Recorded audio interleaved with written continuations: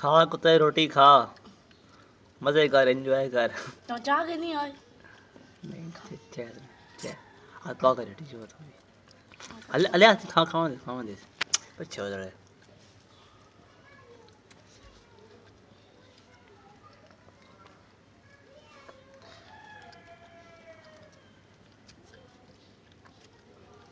भैया कत गया अला अला अला पैस मतलब मैं पूरी छड़ी से फिरना रहा हां इरादे अब को क्या होती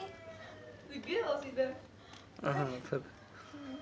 और बैठा हुआ और चेक कर तस्वीर इसने हां ठीक है दिया सब भूख लगी हुआ लगना ना लगी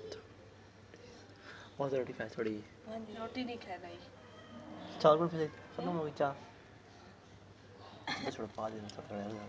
थोड़ी पानी पा दे बस थोड़े पानी पा दिया है पता क्या करना है इस बीच पा दे नहीं पत्ती उसमें थोड़ी दूध डाल के पानी पा के थोड़ा पानी पा के आई कप दे मैं जब कितना शदीद है कितना जब मेरा भूखना वरना किरपान भूत गया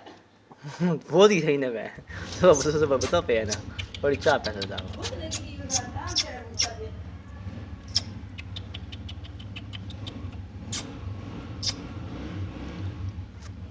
ये कुर्सी आड़ते हैं फटे पा दे बस शायद बस ले करो हैं खोलो ले करो पति के तो कोई नहीं वो करने तो क्यों बस ताजा शर्ट तो बेबी ना पे फर्ज है सच्ची